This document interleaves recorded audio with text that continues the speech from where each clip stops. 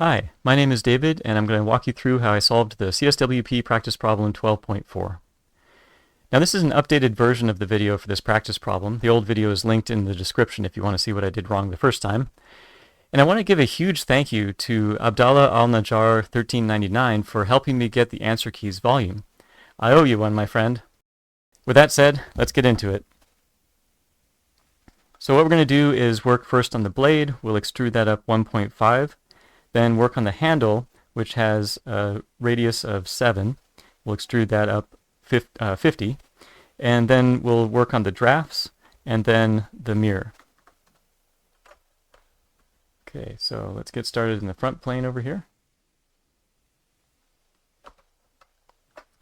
And what I'll do is create a center line going down,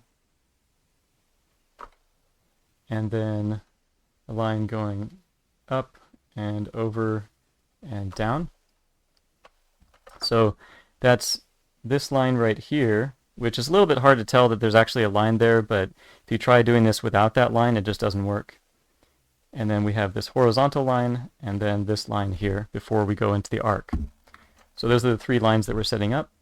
So the horizontal line will be 16 across, and then the angle between these two lines will be 8 degrees. I'm going to cut that in half and make this angle to the center line 4 degrees, and then just make sure these two lines are symmetric. Okay, but first let's make sure that the midpoint is locked onto the origin.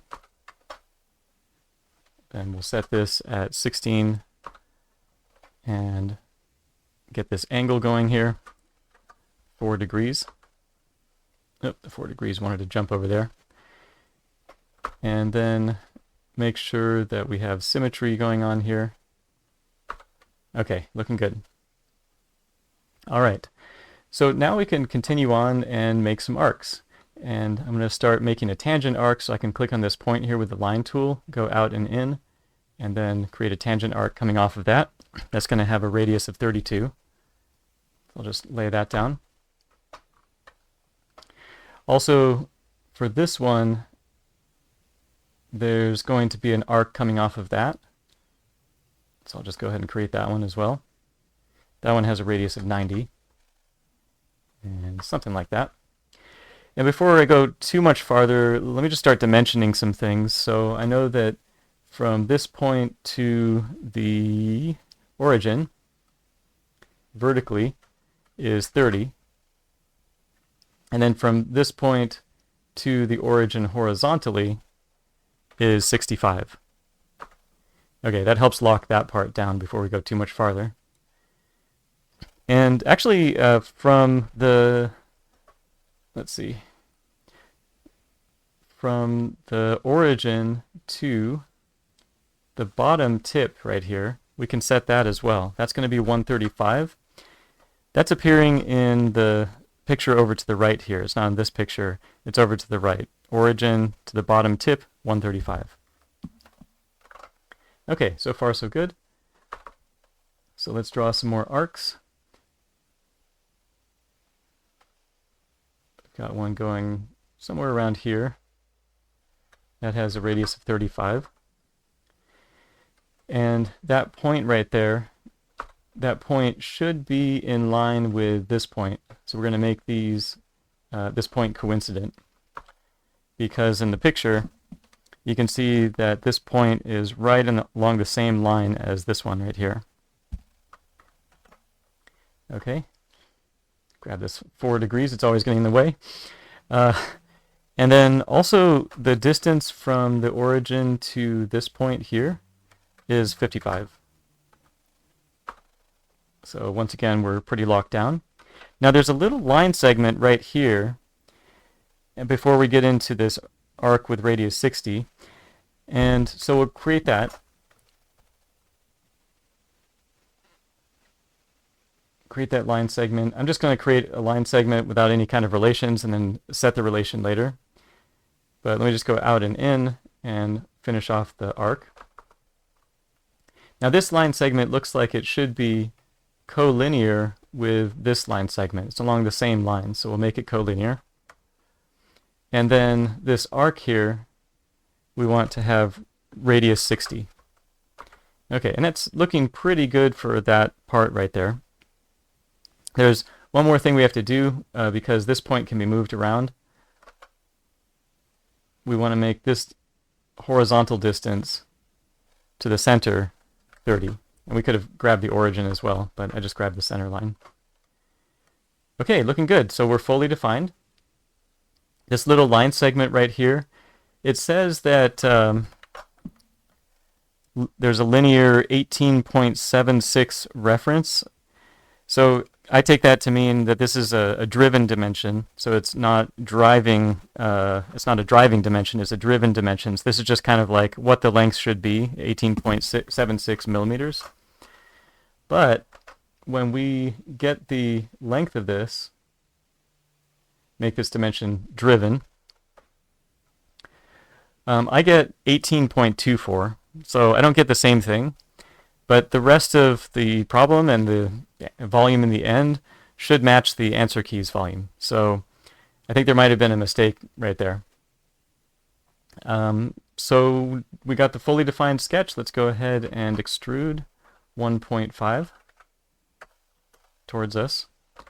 And then we'll work on in the top plane, the tiny little top plane now. We'll create the handle. So I'll go into the line tool, make a horizontal line out and in, and close off the arc. And that should have radius 7. And that should be coincident to the origin, the center of that arc. And then we can extrude up 50. Okay, now one thing I should mention is that the order here apparently is important, and this is where Abdallah helped me out, because what you want to do is, just like we did here, do the extrudes first so that these two bodies are connected together. And one of the things I forgot to mention is when you do this boss extrude, make sure that merge result is checked. So merge result is checked so that these two bodies are really linked together. And that'll help create the correct kind of drafting. Well, it'll help basically glue these two things together so that when you do draft this face here, this face is ending at this line rather than going all the way to the back here. So definitely that's a detail that's important to get the answer key's volume. Not something maybe you could get off of the specifications very clearly at least, but this is definitely getting into the correct answer. And I think it's also good for the intent of the problem. I mean, the blade should be connected to the handle, so there should be some kind of contact between the handle body and the blade body, and I wasn't getting that before in my original video, my original attempt, but we're going to get that right here. So we want to do the extruding first and then work on the drafts. Okay, and so for the drafts, we want to go to Features and Draft. We want to draft 10 degrees. It says all drafts are 10 degrees. And basically we just want to go all the way around the blade, but not the top face right here. We don't want to be drafting the top face, just all around the blade, except for that top. And then for the handle, we want to draft, it looks like the top and the bottom faces. Let's do that. For our neutral plane, we will grab this plane here, the front plane, and then we'll just go around and pick off all of our faces.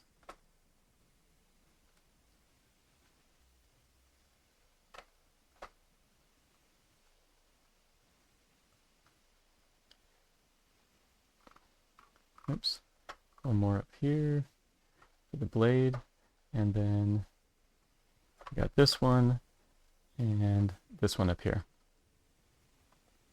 Okay, so it should be picking, yeah, looks like it's picking this face right here, and it'll pull this up, so it'll be, the tapering will happen from this edge rather than from the back edge. Okay, and that way it keeps the blade and the handle connected. Great, so we should be good to go. Hit the green check, and that's looking pretty good. Yeah, looking pretty good. All right. So the only last thing is then going to be to mirror everything. Let me see if I can actually select all of these things and then mirror. Oh yeah, great. Put all those features to be mirrored. We'll mirror across the front plane. There we go. And check our volume. Somehow my volume got on the other screen. 18908.83.